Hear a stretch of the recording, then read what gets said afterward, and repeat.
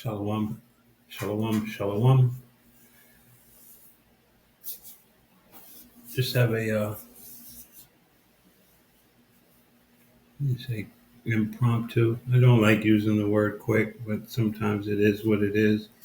But I just wanted to lean into the conversation that everybody seems to be having right now in regards to the northern and the southern kingdom, and the disposition or the way they feel about the southern kingdom and the fact that uh, Judah is not involving himself in this situation, because we all understand when Judah involves himself, which these other nations don't really understand, but this northern kingdom, and they should.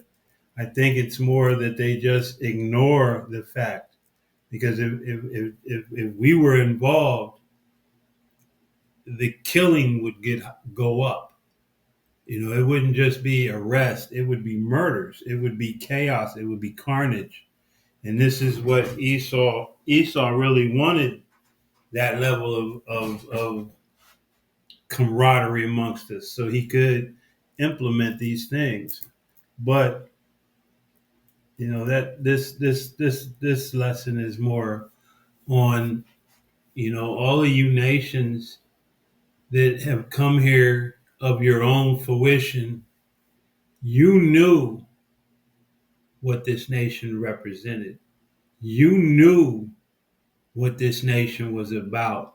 You knew what this nation has done, is doing, continues to do. It's not a mystery to you. You chose to ignore it. You made the conscious decision to call this place the land of the free, the home of the brave. You made a conscious decision to accept a nation as an upright, just, and righteous place, despite the festering pustule of iniquity and horror that it had imposed on the so-called black and indigenous people of the land. It's not a mystery. It's not some great thing that no one knows. All of you fuck nations knew what this place had done to us, and you chose to ignore it.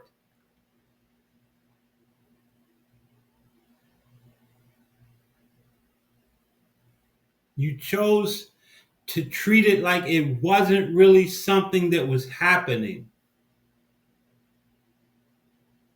This is Wikipedia, and it's a frequency illusion, also known as Bader-Meinhof phenomenon, is a cognitive bias in which a person notices a specific concept, word, or product more frequently after recently becoming aware of it. The name Bader-Meinhof phenomenon was coined in 1994 by Terry Mullen in a letter.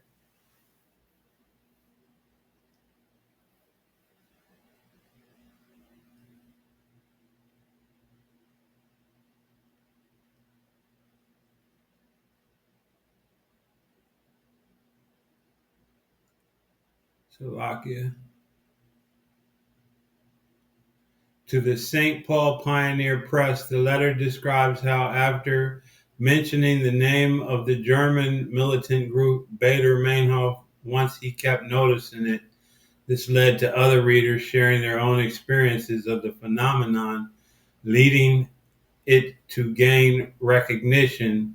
It was not until 2005 when Stanford linguistics professor Arnold Wiki wrote about this effect in his blog that the name frequency illusion was coined. And essentially, in Slovakia, I just got man, forgive me, but I want to begin this lesson by giving all praise, honor, and glory to Yahweh, Bahasham, Yahweh Shai, Bahasham Rahakwadash, and double honors to my apostles and elders, bishops, men of great millstone. Peace and salutations to the house of David, the 144,000, and to the men, women, and children scattered throughout the four corners of the earth of the hopeful elect. To you I say shalom. And,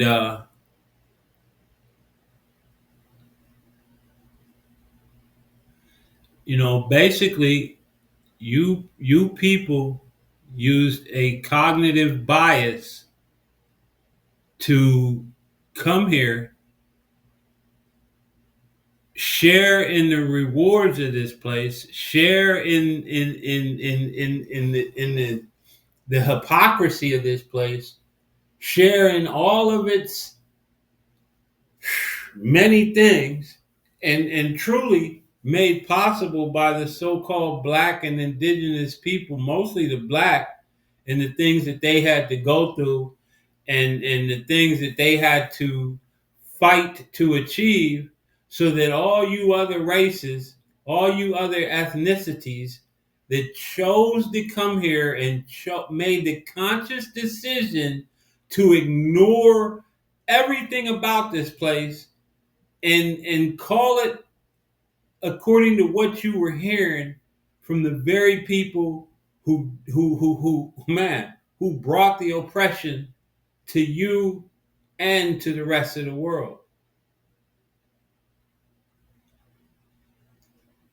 And now you want sympathy. This is Proverbs 9:9, because we always try to begin full circle. But I had to get this off my chest. It says, give instruction to a wise man, and he will be yet wiser. And, all I can say honestly is that you people have not been wise. You people have not shown wisdom. You've shown contempt. You've shown a level of disdain for the so-called black man in America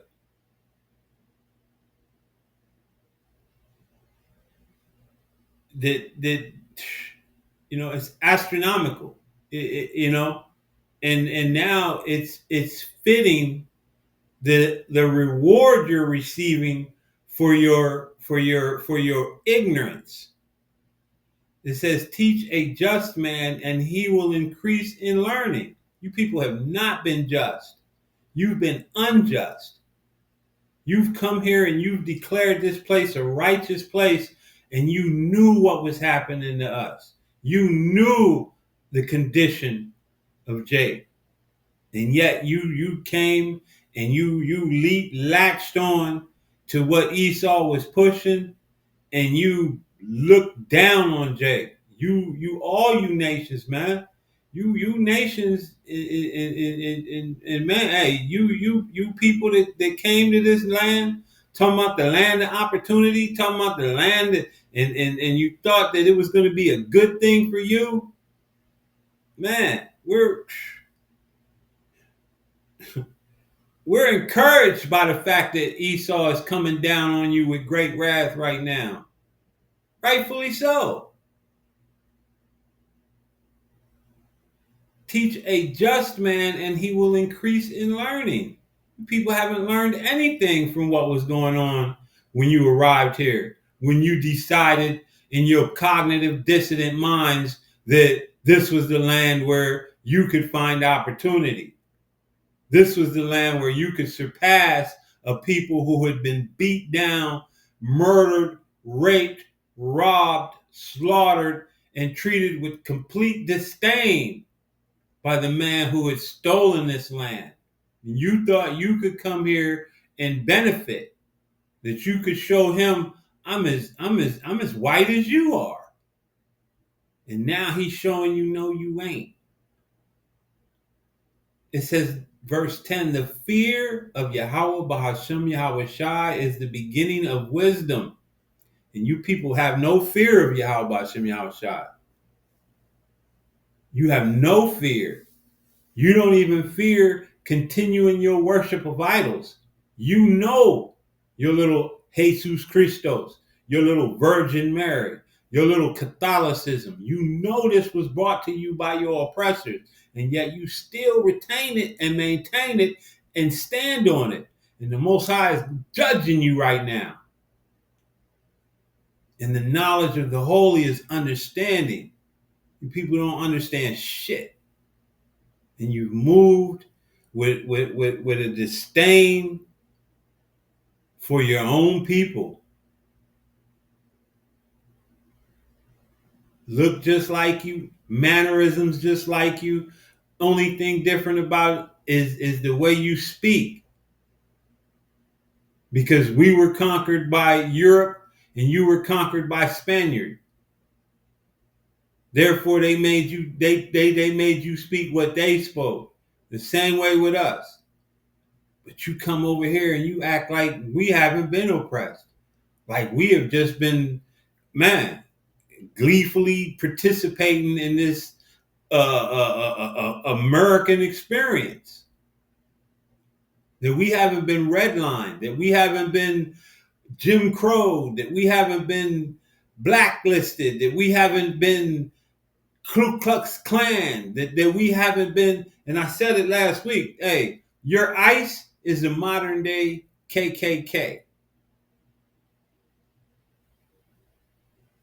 And hey, if you're outside this truth, man, we're not upset at what's happening with you because you people have been ignorant, man. You ignorantly treated this place as though it was the cat's meow. And now you paying the price for it. You know what I mean? Now you paying the ultimate price. And it's not gonna cool down. It's not gonna get better for you. It's only gonna get worse. And as we watch these different videos and these we're seeing your own people, man. Your own people you look down on us and your own people look down on you.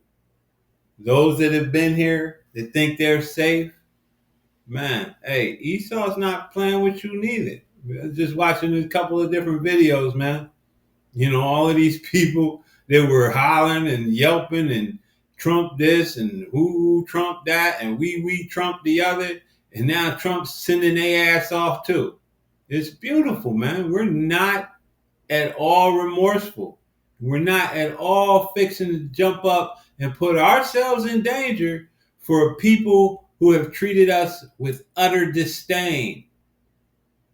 You being here is contempt for us because you knew how this place was. You knew what this place was about, and yet you ignored that and said, "I'm going to make a better life for myself there, and I can stand on the backs of the people that the other people stood on the backs of in order to make this place what it is today." A crumbling cesspool of iniquity and everything wicked. And you people rush to be here. And now, hey, the Most High is called, he's stirring that spirit up in Esau once again. He's making Esau back like he used to be.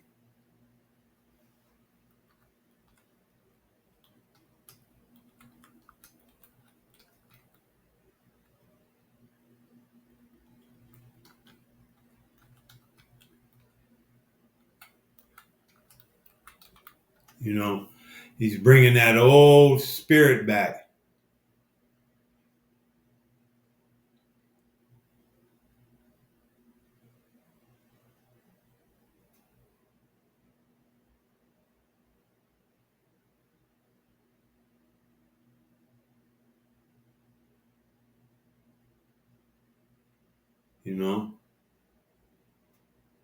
He's putting that spirit that he gave Esau back in Genesis 27 and 40.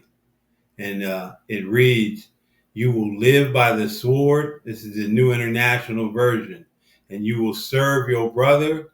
But when you grow restless, You will throw his yoke off your neck. English Standard, by the sword you shall live and you shall serve your brother. But when you, let's see, King James, and by the sword shalt thou live and shalt serve thy brother. And it shall come to pass when thou shalt have the dominion that thou shalt break his yoke from off thy neck. Hey, and Esau has that dominion. This is the context. It says the stolen blessing. His father Isaac answered him, behold, your dwelling place shall be away from the richness of the land, away from the dew of heaven above. You shall live by the sword and serve your brother. But when you rebel, you will tear his yoke from your neck. It says Esau held a grudge against Jacob because of the blessing his father had given him. And Esau said in his heart, the days of mourning for my father are at hand. Then I will kill my brother Jacob. And the problem with you northern kingdoms, man, you don't think you Jacob. You think you Esau. You think because the Spaniards lightened your asses up by rape and pillaging your asses, that now you ain't us. And you ain't, you different. You above us because you've lost all your melanin, you know, and you treat the ones of your own that are still melanated with disdain and contempt. But the Most High is seeing all these things, man. And hey, he's moving.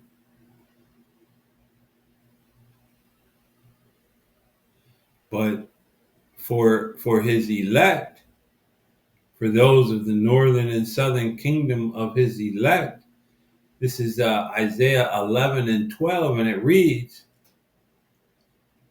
we'll jump up to 11, and it reads, and it shall come to pass in that day that Yahweh, Bahasham Yahweh Shai, shall set his hand again the second time to recover the remnant of his people. So he's not coming for Mexicans, Puerto Ricans, Guatemalans, El Salvadorian. He's not coming for that. He's coming from Judah, Benjamin, Levi, Manasseh, Gad, Ephraim, Zebulun, and so on and so forth. It says a second time to recover the remnant of his people, which shall be left from Assyria and from Egypt and from Pathros and from Cush and from Elam and from Shinar and from Hamath and from the islands of the sea. And he shall set up an ensign for the nations and shall assemble the outcast of Israel and gather together the dispersed of Judah from the four corners of the earth. The envy also of Ephraim shall depart, and the adversaries of Judah shall be cut off. Ephraim shall not envy Judah, and Judah shall not vex Ephraim. And this is for the elect, the hopeful elect. Those that have come up out of the ways of this world, come up out of the mindset of this world, have returned to their true heritage, and they're now looking forward to the return of Yahweh Shai. These are those whom salvation is coming for. These are those who no longer vex each other, who no longer envy each other, who no longer are ignoring each other. We stand up for our brothers, our Ephraimite brothers, our Judite brothers, our Gadite brothers. Hey, we stand for these brothers, you know. But the rest of y'all, hey, it's getting ready to be on and popping between the kingdom, between the northern and southern kingdom. Because that vexation and that envy is still very much alive. And Esau knows it, and Esau is creating that festering envy to raise up. He's bringing it to bear. And now that he's coming down on these northern kingdoms, and everybody asks, well, why ain't y'all standing up for us? I mean, for the most part, when have you ever done anything but act like our oppression was non-existent? Like I said in the beginning, you just coming over here was a denial of all the shit that we've been through here in Babylon.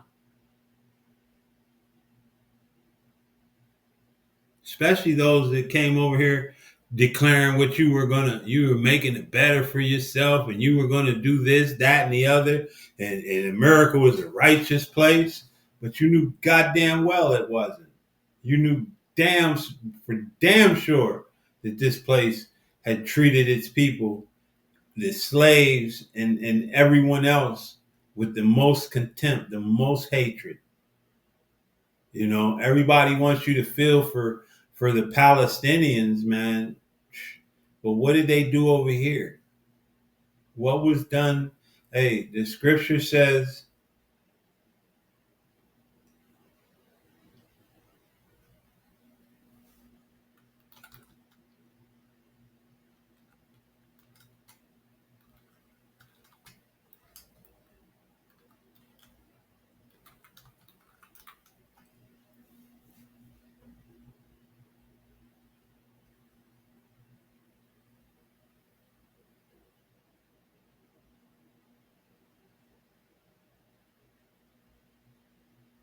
uh-huh, yeah, hey,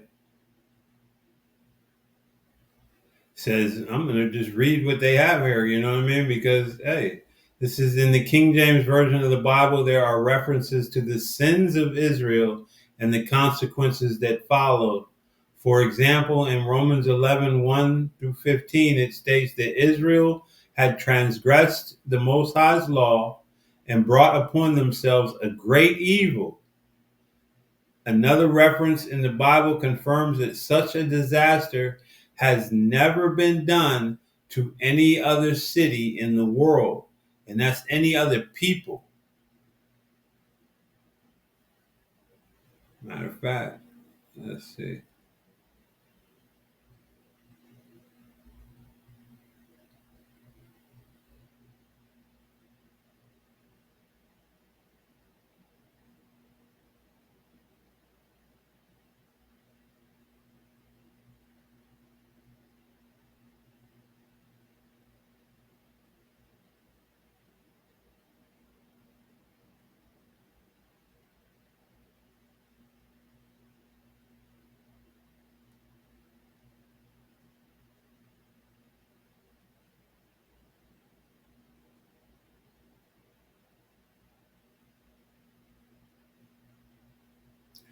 Daniel 9:11, and it reads, Yea, all Israel have transgressed thy law, even by departing, that they might not obey thy voice. Therefore the curse is poured upon us, and the oath that is written in the law of Moses, thy servant, of the servant of the Most High, because we have sinned against him. You know,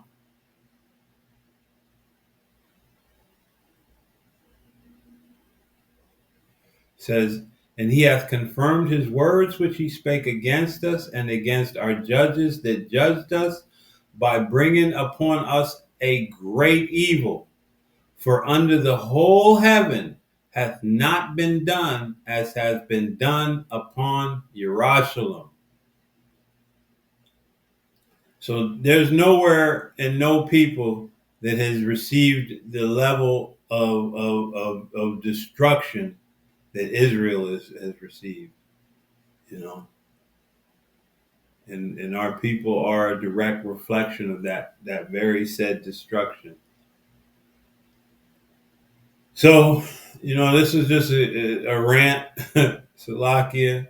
You know, it just, it's disturbing as you listen to all of these different people talk, you know, but again, you literally used your cognitive dissonance.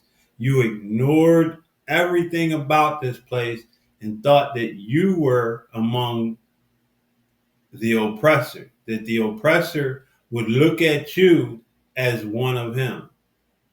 And now he's showing you that he's not looking at you like that. And now he's showing you that the concept of land of the free, home of the brave does not apply to you. Now he's showing you that all men are created equal and yada yada bullshit and bullshit does not apply to you. And he's showing you now what applies to you. And it's good. It's good medicine. Maybe it'll get clearer for you. It'll clear up that bad case of stupidity. So this is Ecclesiastes 12 and 13, and it reads, "Let us hear the conclusion of the whole matter. Fear the Most High and keep his commandments, for this is the whole duty of man. For the Most High shall bring every work into judgment with every secret thing, whether it be good or whether it be evil." So with that, I want to give all praise, honor, and glory once again unto Yahweh, Bahasham, Yahweh Shai, Bahasham, Rahal Kodash. Double honors to the apostles, elders, bishops, men of great millstone. Peace and salutations to the house of David, the 144,000, and to the men, women, and children scattered throughout the four corners of the earth of the hopeful elect. To you I say shalom. You know, that's both northern and southern kingdom of the hopeful elect. And the rest of y'all, man, may the Most High judge you accordingly. Shalom.